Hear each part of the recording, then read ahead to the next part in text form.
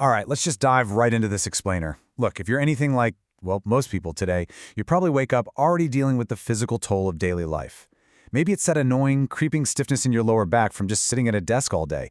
Or maybe it's that heavy, sluggish feeling when you first roll out of bed. We demand so much from our bodies and our minds, but we rarely give them the actual daily maintenance they need. Well, today we're going to fix that. What we've done in this explainer is synthesize hours of instruction from all 5 of the top fitness and yoga instructors out there to bring you a completely curated, customizable guide. We're breaking down the ultimate daily ritual to balance your body and mind, combining the absolute best full-body loosening stretches, energizing morning flows, and gentle, beginner-friendly yoga into one cohesive playbook. Now, right off the bat, we have to recognize that not all routines are created equal, right? Timing is literally everything. The morning energizer approach, which is highly utilized by instructors like Move with Nicole, focuses on actively waking up the body, articulating the spine, and really kickstarting the nervous system for the day ahead. Contrast that with the evening wind-down. As the instructor from Breathe and Flow points out, at the end of a long day or, after an intense gym session, your body really just needs passive, static stretching. It's all about releasing that built-up tension and telling your nervous system to just calm down. Understanding this contrast is huge because it allows you to pick exactly what your body is craving at any given moment. So to make this super actionable for you, we've built a kind of ritual menu, breaking down these expert insights into 4 progressive blocks. 1. Gentle awakenings and breath. 2. Energizing the whole body. 3. Unlocking hips and backs. And 4. Setting your daily intention. The beauty of this structure, it's completely modular. You can string all 4 together for a massive full-body reset, or just mix and match them based on how much time you've got. Okay, let's kick things off with Section 1, Gentle Awakenings and Breath.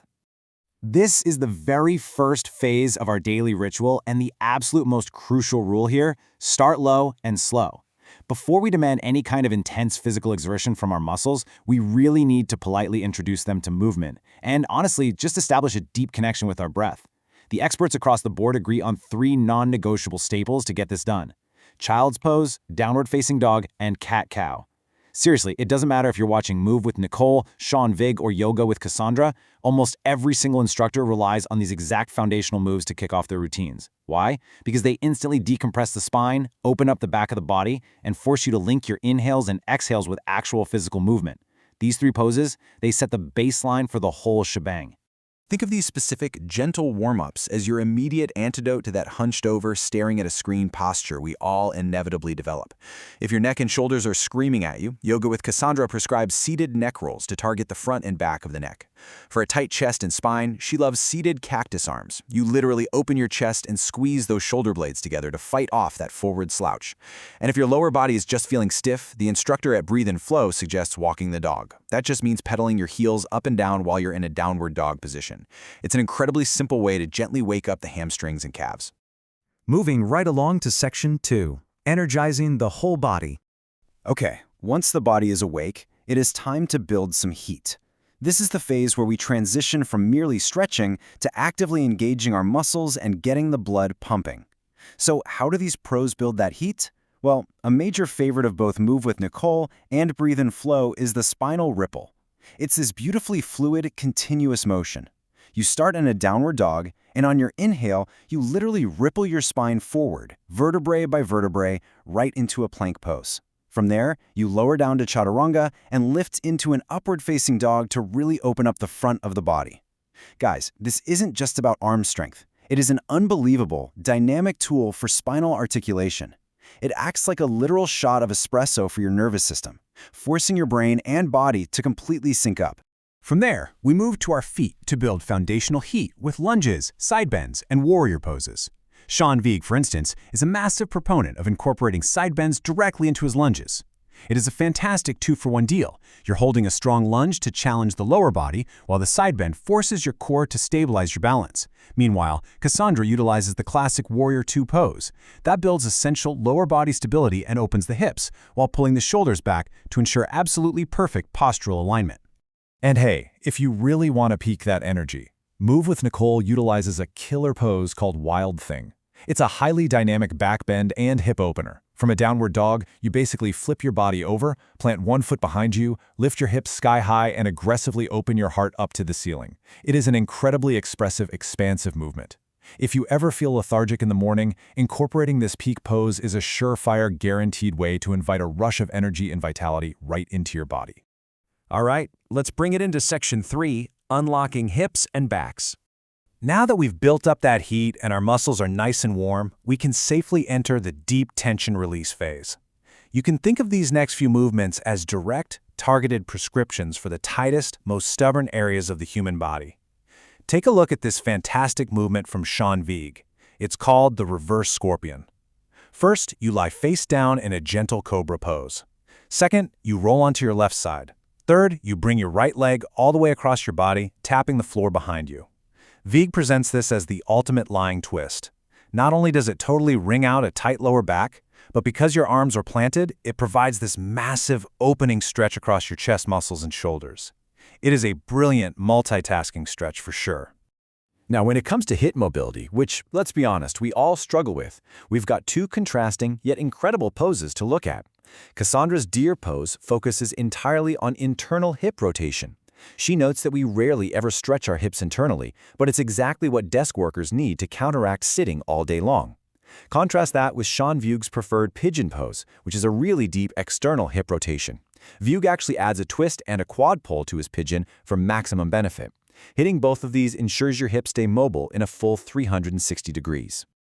To make this even easier, we've curated a quick menu of specific fixes based on your personal physical aches. Got tight shoulders that are just zapping your focus? Sean Vigue highly recommends the cow face stretch, reaching one arm over the shoulder and one behind the back to clasp hands. Suffering from that dreaded C-curve desk worker posture? Breathe and Flow suggests the Sphinx pose, lying on your belly, propped on your forearms to passively open the whole front of the body. And for tight glutes and hips, Cassandra's Reclined Figure 4 provides a deep, supported stretch without straining your back one bit. But as we look at all these incredible stretches, we really have to pause and remember Yoga with Cassandra's most crucial piece of advice: less is more when it comes to our yoga practice. This is heavily echoed by the instructor at Breathe and Flow too. You should never, ever move through pain. A daily ritual is about longevity. It's about consistency. You absolutely do not need to push into the deepest, most photogenic stretch just to reap the physiological benefits. Listen to your body, and if it hurts, back off. Which brings us to Section 4, setting your daily intention. This is a really perfect transition away from the purely physical body and into the mental component of our routine. All 5 of our curated sources implicitly or even explicitly agree that this mental check-in is what makes this a complete daily ritual, rather than just a simple workout. Sit cross-legged, close your eyes, and just focus on the breath. It sounds so simple, but it is incredibly powerful. The instructor at Breathe and Flow purposefully ends his routines with just 1 minute of seated silence. In a world of constant notifications, emails, and just pure noise, taking 60 seconds to simply reflect and give thanks for the physical ability to move your body, that is a profound act of self-care. It calms the mind and literally seals in the physical work you just did. Yoga with Cassandra takes this a step further with a really cool concept she calls the anchoring intention. Before you get up off the mat, she asks you to choose one single word that captures exactly how you want to feel or what you want to focus on for the rest of the day. This is a vital mental check-in performed before the busyness of life takes hold of you. It basically acts as a mental tether, something you can return to when things get chaotic or stressful later on. If you're wondering what that actually looks like in practice, consider intentions like hope, alignment, gratitude, focus, or energy. In her sessions, Cassandra openly shares that she personally uses words like hope and alignment. Honestly, the specific word itself matters a lot less than the active choice you're making. By setting the tone on the mat, you dictate how you're going to carry yourself off the mat. As we start wrapping up this explainer, I want you to burn this exact quote into your memory. 10 minutes is better than 0 minutes. This perfectly encapsulates the overarching philosophy of every single instructor we analyze today. Consistency is absolutely everything. Look, some days you might only have time for 3 minutes of deep breathing and a quick child's pose. Other days you might have 20 minutes for a full energetic flow. But even a short, modular routine is vastly better for your body and mind than doing nothing at all. So here's the bottom line. The power is entirely in your hands to build this habit. So I have to ask you, what is your one-word intention for today?